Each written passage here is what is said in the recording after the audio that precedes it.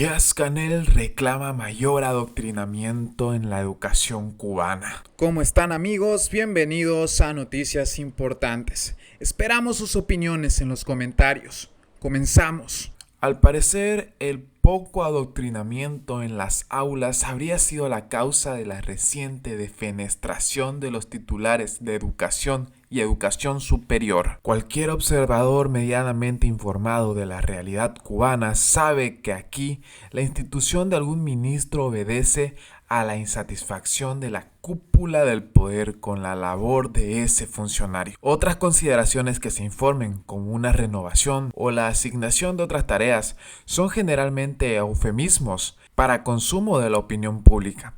Es en este contexto donde podríamos encontrar las claves de la reciente defenestración de los ministros de Educación y Educación Superior, Ana Elsa Velázquez y José Ramón Saborido, respectivamente, durante la celebración de un seminario para la preparación del curso escolar 2023-2024, el gobernante Miguel Díaz-Canel Bermúdez expresó algunas ideas que pudieran aportar más luz acerca de esas sustituciones. El señor Díaz-Canel lamentó que los procesos educativos se vean afectados por la rutinización de las prácticas escolares, la obsolescencia de los contenidos curriculares, además de la ineficiencia de los resultados que se obtienen en la formación de las nuevas generaciones. Todo muy claro.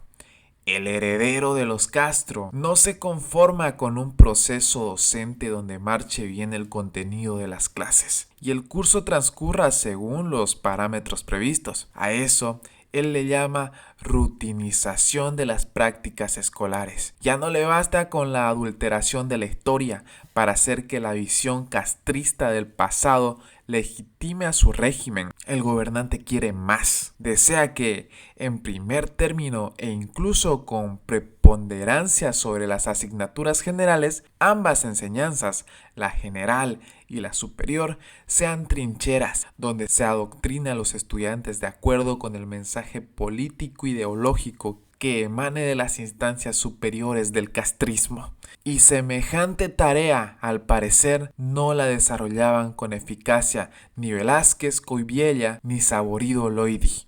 La importancia que el gobernante le concede a ese adoctrinamiento se refleja en las siguientes palabras que pronunció en el citado seminario: que prevalezca la unidad y la continuidad del proceso revolucionario cubano depende mucho de los modos en que el sistema educativo participa en formar a las nuevas generaciones. El concepto de colonización cultural, tan manejado en los últimos tiempos por la propaganda castrista y que insta a cerrar el país a cualquier manera de pensar que comulgue con las ideas liberales en los terrenos de la política y la cultura, estuvo muy presente en el discurso de los participantes en el seminario. En ese sentido, el Benjamín del Poder llamó a formar educandos que descubran las trampas de la colonización cultural. Por supuesto que el complemento de ese nuevo enfoque que las autoridades desean ver aplicado en el sistema educativo del país es la formación de la cantidad suficiente de maestros y profesores que estén dispuestos a cumplir las directivas de la maquinaria del poder. Sin embargo, esa no es una tarea fácil. Durante las reuniones de balance del trabajo realizado en el 2022, por los Ministerios de Educación y Educación Superior, se informó que ambos organismos sufrían la carencia de personal docente. Cada vez son menos los jóvenes que desean ser maestros o profesores. La principal causa de ello es la índole económica, pero también relacionada con la libertad. Los bajos salarios que percibe el personal docente no estimulan a dedicarse a una labor tan exigente y responsable como la de ser maestro, y la falta de libertad que afrontan los maestros para transmitir sus ideas e imponer sus decisiones en las aulas constituye también un freno para el buen funcionamiento del trabajo docente. El día en que yo no decida lo que sucede en mi aula, hasta ese momento voy a ser maestra. Fue la afirmación del personaje de la ya fallecida actriz Alina Rodríguez, que concitó aplausos en las salas cinematográficas en la película Conducta, del realizador Ernesto Aranas. Más, Lamentablemente, esa falta de autoridad que los maestros padecen en las aulas debido a las directivas del régimen es el pan nuestro de cada día en la realidad cubana. Entre otras noticias, Cuba recibirá por primera vez vuelos desde Corea del Sur. El proyecto estará coordinado por el turoperador surcoreano Island Resort Club Tour Services, dirigido por Robert Choi y Archipiélago International, que administra 6 hoteles en la isla. Cuba recibirá por primera vez vuelos desde Corea del Sur que estarán operados por la compañía Air Premia, con base en Seúl, informaron medios oficialistas. Los vuelos charter iniciarán en diciembre, con una frecuencia semanal y será el trayecto aéreo más largo que se cubre en vuelos turísticos desde el mercado surcoreano a cualquier otro destino, aseguró este martes a Prensa Latina el dominicano José Luis Leonardo, vicepresidente para las Américas de la cadena hotelera del sudeste asiático Archipiélago Internacional. La compañía aérea Air Premia será la encargada de realizar los 12 viajes contratados y emplearán un avión Boeing 787-9 para 330 pasajeros, indicó el ejecutivo.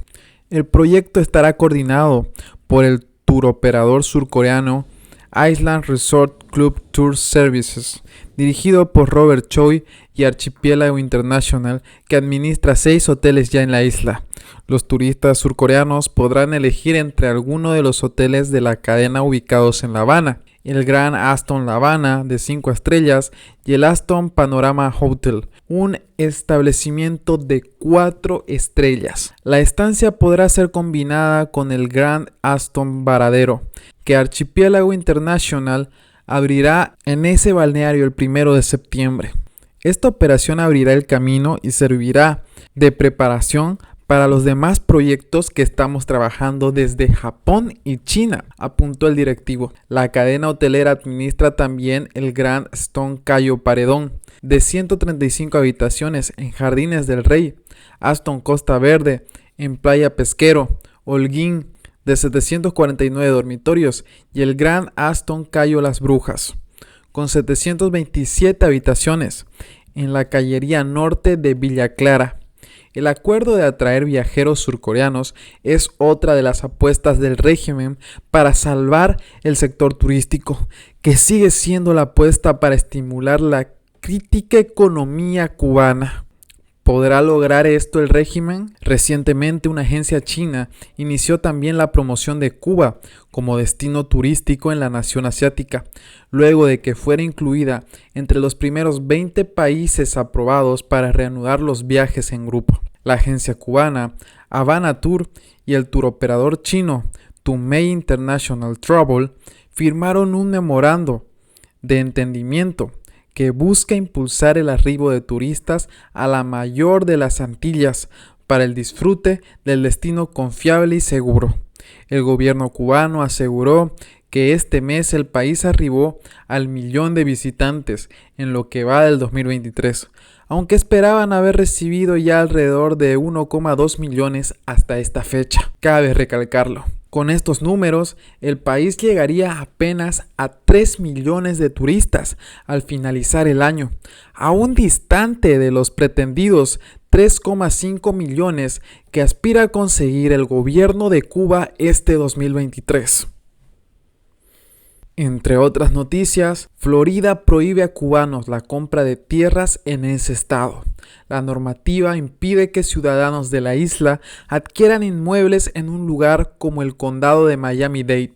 El gobierno de Florida aprobó una ley que prohíbe a ciudadanos de Cuba, China, Venezuela, Rusia, Irán y Corea del Norte adquirir tierras en Estados Unidos, una medida similar a la adoptada recién por la legislatura estadual de Montana. El gobernador de Florida, el republicano Ron DeSantis, firmó la norma después que esta fuera aprobada por amplia mayoría en el Congreso del Estado. La ley entra en vigor el próximo 1 de julio. Según el texto de la legislación, a partir de esa fecha, los ciudadanos de los países antes mencionados que no sean residentes permanentes en Estados Unidos o que no tengan visas de inmigrante, así como empresas cuyos dueños sean de esos orígenes, no podrán comprar tierras agrícolas en el estado de Florida. También queda prohibido que esos ciudadanos adquieran algún tipo de propiedad ubicada a menos de 16 kilómetros de bases militares o infraestructura vital. Trátese de puertos, aeropuertos, puentes, entre otros. La medida supone, por ello, que será imposible para los ciudadanos cubanos comprar inmuebles en un lugar como el condado de Miami-Dade, el de mayor concentración de inmigrantes de la isla en Estados Unidos. Al presentar la legislación, DeSantis fue enfático en referencia a la amenaza que considera y supone China. Queda claro que no queremos al Partido Comunista Chino en el Estado del Sol. Ellos han establecido un poderío económico y militar mucho mayor hoy de lo que era hace 20 o 25 años y quieren expandir su poderío en todo el mundo. El gobernador de Florida subrayó que los regímenes imperantes en los países que entran en la ley tienen intereses que van en contra de los ideales estadounidenses. No obstante, si los nacionales de los países vetados nacieron en esos territorios pero ahora viven de manera permanente en Estados Unidos, la ley no los afecta. DeSantis también firmó como ley otra norma que prohíbe a las universidades estatales y a sus empleados aceptar regalos de centros de estudio de los mismos países vetados o que firmen programas de colaboración con tales instituciones. También el estado de Montana prohibió por ley que el gobierno cubano y otros adversarios extranjeros compren o arrienden terrenos agrícolas, infraestructuras críticas y viviendas cercanas a activos militares, informó la agencia AP. De acuerdo con el reporte, Montana sería el último estado en regular la propiedad de activos por parte de adversarios extranjeros y precisa que la prohibición entrará en vigor el 1 de octubre. El gobernador republicano Greg Gianforte firmó el pasado jueves un proyecto de ley para prohibir la venta o arrendamiento de terrenos cercanos a activos militares en Montana al gobierno, empresas e individuos de Cuba, China, Irán, Corea del Norte, Rusia o Venezuela, países que el gobierno de Estados Unidos ha designado como adversarios extranjeros.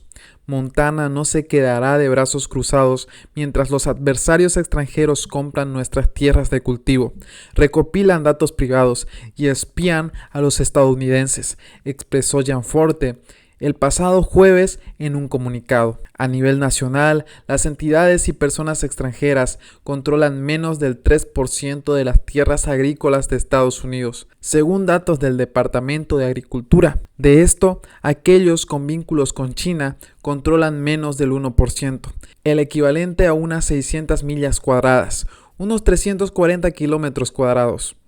Alrededor de 2 docenas de estados de Estados Unidos tienen algún nivel de restricción sobre la propiedad de la tierra por parte de gobiernos, empresas o individuos extranjeros. Varios estados estuvieron valorando la legislación este año, después de que un supuesto globo espía chino sobrevolara el país en febrero, antes de ser derribado.